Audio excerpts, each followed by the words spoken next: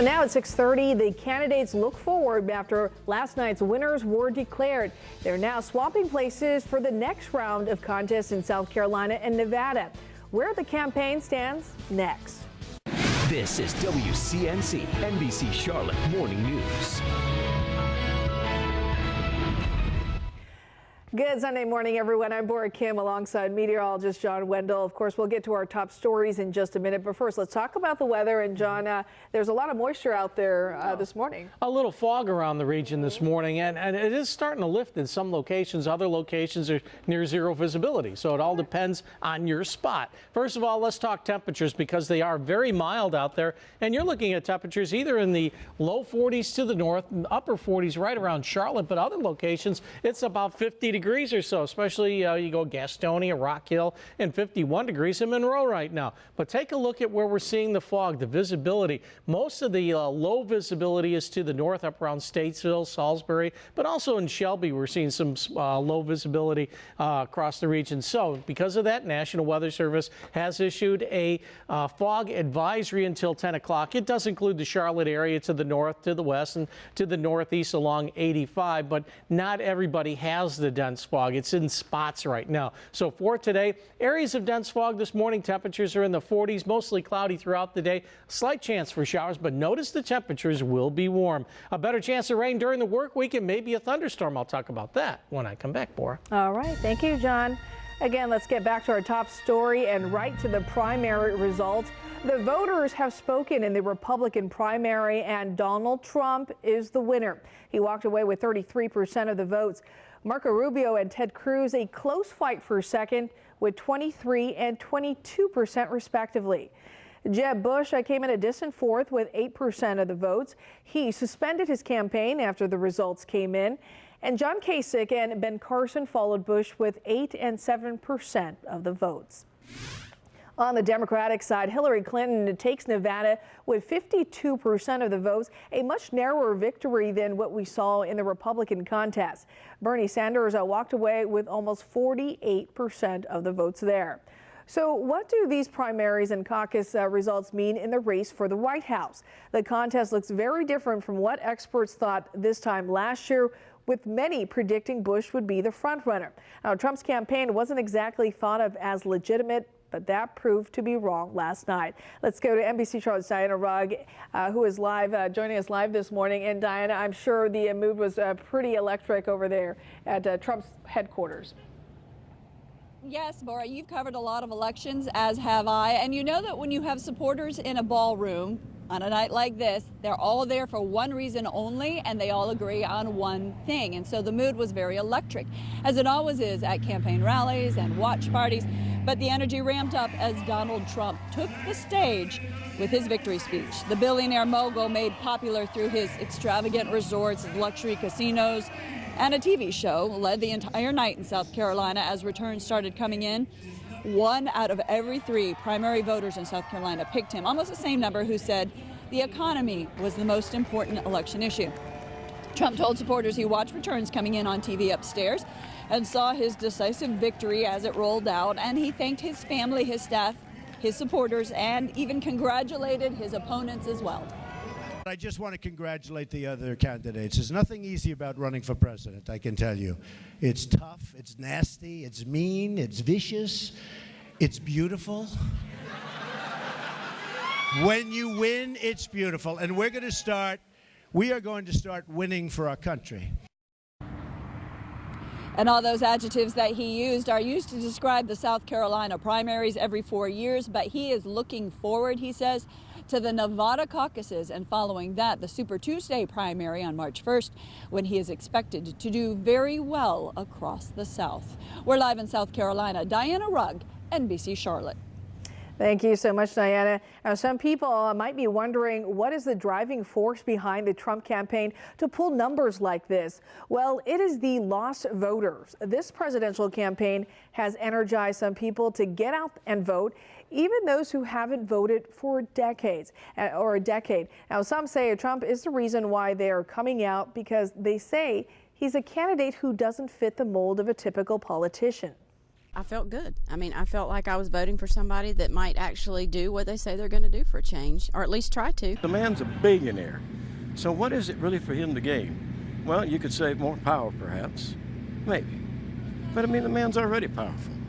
So to me, he's more apt to do the right thing for the country.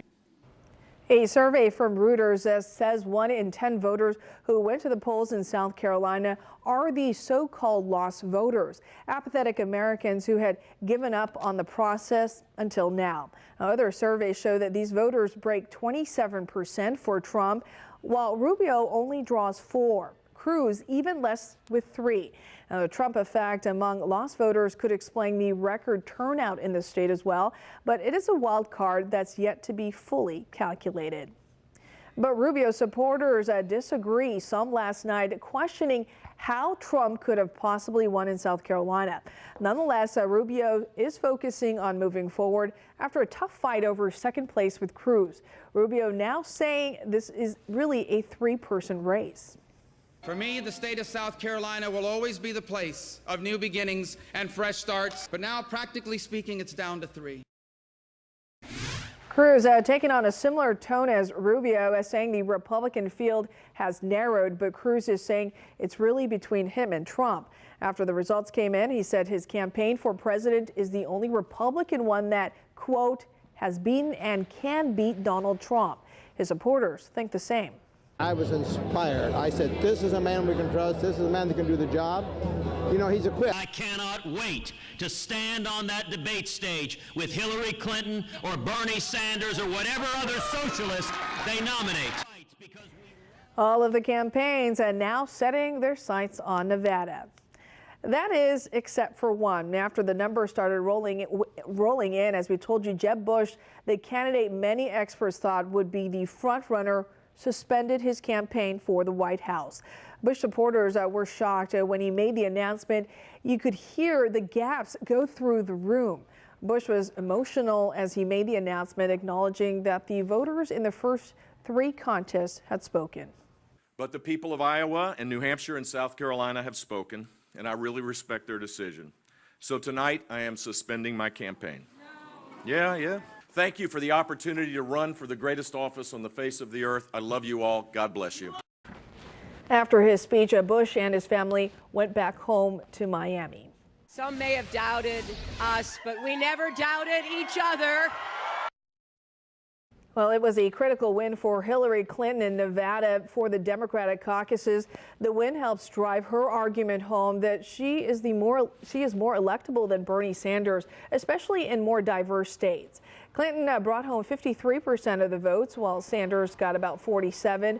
So a win's a win, but the margin is smaller. The Democratic contest has been a close race, with Clinton barely beating Sanders in Iowa, then taking a devastating blow in New Hampshire. But this win helps keep the campaign moving forward.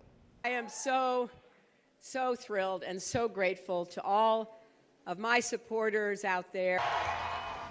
Sanders isn't letting this defeat get to him, though, saying change is happening, and we'll see the culmination of that change come July. I believe that when Democrats assemble in Philadelphia in July at that convention, we are going to see the results of one of the great political upsets in the history of the United States. As you may recall, leading up to the caucuses, Sanders was significantly behind Clinton in the polls, but the change in numbers showed through last night. This upcoming week, the Democrats and Republicans will swap, with the Republican Nevada caucus on Tuesday and the Democrats fighting for votes in their South Carolina primary this upcoming Saturday. You can be sure NBC Charlotte has you covered on everything Decision 2016. When we're not on the air, you can always get the latest breaking results sent straight to your phone through our NBC Charlotte mobile app. Coming up, people in Fiji picking up the pieces after a massive hurricane hits the nation. Stick with us. You're watching NBC Charlotte News this morning. This is WCNC NBC Charlotte Morning News. Now at 7 o'clock, winners revealed who walked away victorious in the South Carolina primary and the Nevada caucuses. And what does this mean in the race for the White House and the primaries to follow? This is NBC Charlotte News This Morning. And good morning, and thank you so much for joining us. Let's get right to the primary results. The voters have spoken in the Republican primary, and Donald Trump is the winner. He walked away with 33% of the votes. Marco Rubio and Ted Cruz a close fight for second with 23 and 22%. respectively. Now, Jeb Bush came in a distant fourth with 8% of the votes. He suspended his campaign after the results came in. And John Kasich and Ben Carson followed Bush with 8 and 7% of the votes. On to the Democratic side, Hillary Clinton takes Nevada with 52% of the votes, a much narrower victory than what we saw in the Republican contest. Bernie Sanders walked away with almost 48% of the votes there. We are going to dive into further details with the results in just a minute. But first, let's get a quick check of our forecast. And John, if you look at the cameras there, as you can certainly see, the clouds are out, the fogs are kind of dissipating. That's right. But it's still going to be a cloudy day. Let's talk about the things we know. It's going to be mild. All right. Temperatures right now are around 50 degrees. We should be in the 60s this afternoon. We also know that we're going to see some cloud cover around the region. First of all, 50 in Charlotte, 50 in Gastonia, 51 degrees, Rock Hill and Monroe. To the north, it is a little bit cooler, 41 in Hickory and 43 degrees in Salisbury. But we do have some fog out there, especially north and east of town. Salisbury coming in with about a third of a mile visibility. Same thing with Albemarle, half-mile visibility being reported in Statesville and in Concord. But here in Charlotte, it's 4 miles. There is a dense fog advisory, so not everybody is seeing the fog. It's more spotty here and there, more in the low spots. That dense fog advisory goes until 10 a.m. So for today, some clouds around.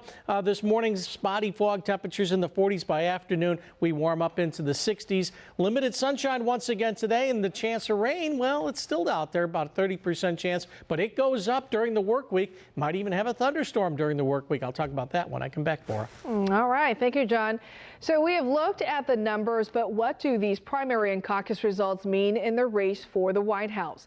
The Republican field is smaller this morning after results started rolling in. Jeb Bush again suspended his campaign, and the contest looks very different from what experts thought this time last year, with many predicting Bush would be the front runner, and a Trump campaign wasn't exactly thought of as legitimate. But that proved to be wrong last night. Now let's get to NBC Charlotte reporter Diana Rugg. And Diana, what was the mood like at Trump's watch party as the results came in yesterday? Just watching it through the video lens even was intense, as you expect. Campaign parties, campaign events, watch parties, they're all pretty electric. But then when Donald Trump took the stage for his victory speech, it certainly ramped up from there. The billionaire mogul, known for his luxury resorts and casinos, of course his TV show, led the entire night in South Carolina as returns started coming in for the primaries. 1 out of every 3 primary voters picked him. Almost the same number an Associated Press poll said picked the economy as their #1 issue in this election. Trump told supporters he watched the returns coming in on TV. He saw his decisive victory as it was happening, and he doesn't agree with some of the math that some would say would deny him the Republican nomination. A number of the pundits said, well, if a couple of the other candidates dropped out, if you add their scores together, it's going to equal Trump. Right? These geniuses, they're geniuses.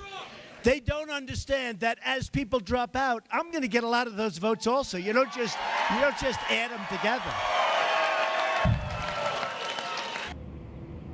Donald Trump says his next stop is Nevada. He is looking forward to it, and then on to the Super Tuesday primary on March 1st, where he is expected to do very well in the southern states. And in case you're wondering, North Carolina has its primary on March 15th. We're live in South Carolina. Diana Rugg, NBC Charlotte. All right. Thank you so much, Diana. The Republican field now down to 5 candidates after Bush's suspension. As Sonia Gutierrez from our sister station in Columbia tells us, people at his watch party were shocked when he made the announcement.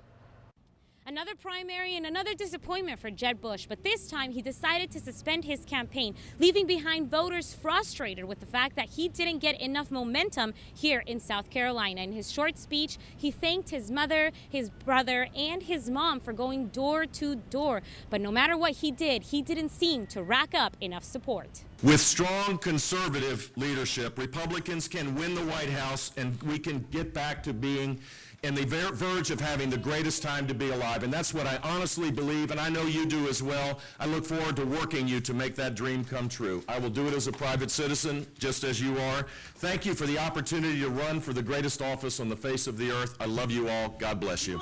Disappointment a little bit, because I don't get it. I don't understand why. I don't know if people didn't, I don't know if my friends, the ones that are supporting him, just didn't have the time to come out and vote today, although it was beautiful and there weren't any reasons why you couldn't. Because the group I hang out with certainly are definitely Bush supporters. We've been our whole lives. We're excited. So it's disappointing. It's very frustrating, and I don't know. I don't even know what to think. Jeb Bush ended at a distant fourth, and we'll now have to see where his supporters go from here. At the Bush event in Columbia, South Carolina, I'm Sonia Gutierrez. Well, while Trump took home the big win, there was another battle going on for second place. Marco Rubio and Ted Cruz were neck and neck for virtually the entire race, with the final results coming in late last night. But a second place win, while it's second, loses some of its edge since Trump won by such a large margin.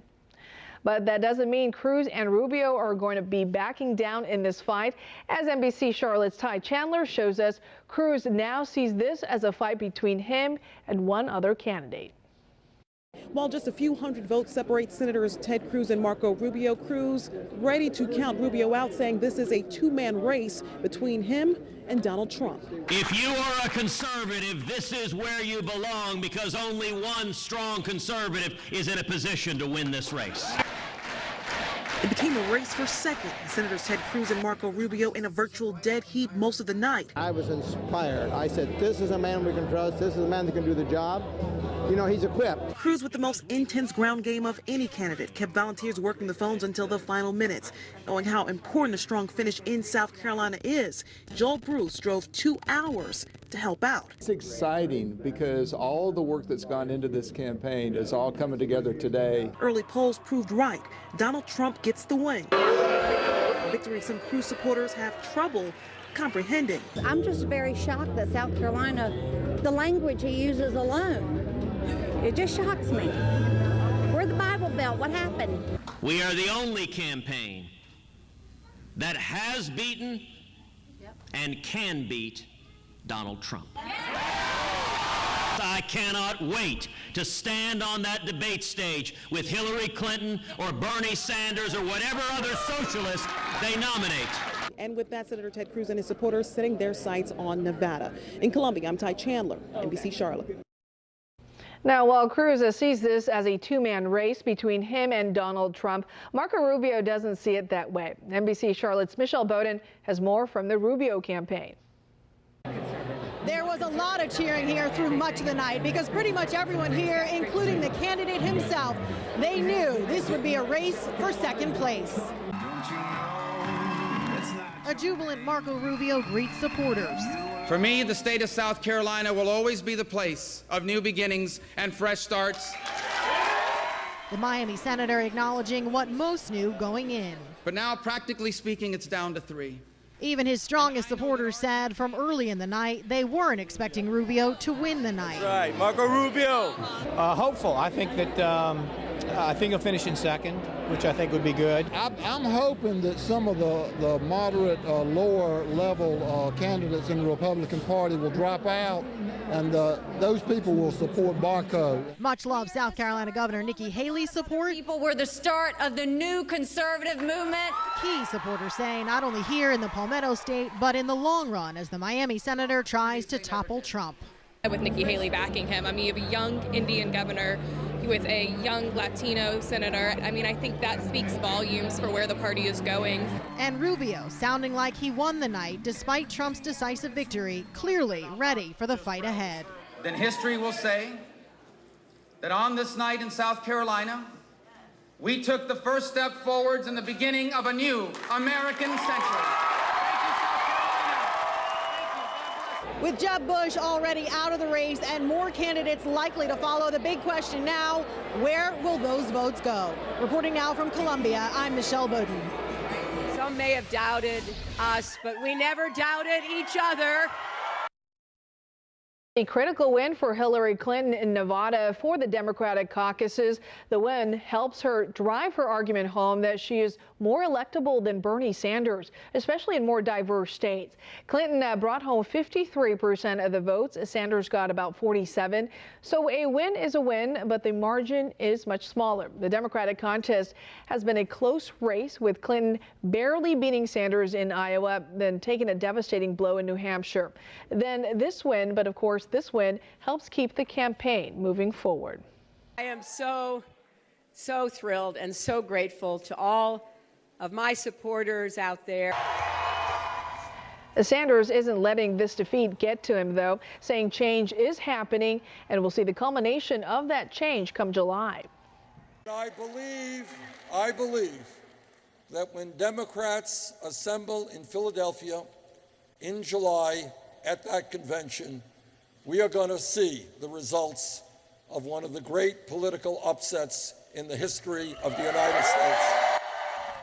Leading up to the caucuses, Sanders was significantly behind Clinton in the polls, but the change in numbers showed through last night. This upcoming week, the Democrats and Republicans will swap, with the Republican Nevada caucus on Tuesday, and the Democrats fighting for votes in their South Carolina primary this upcoming Saturday. You can be sure NBC Charlotte has you covered on everything decision 2016. When we're not on the air, you can always get the latest breaking results sent straight to your phone through our NBC Charlotte mobile app. Coming up, the crooks strike again. What the fire departments around our area are doing to stop thieves from getting in their cars. And a suspect is in custody after a series of shootings. What police think happened. You're watching NBC Charlotte News this morning.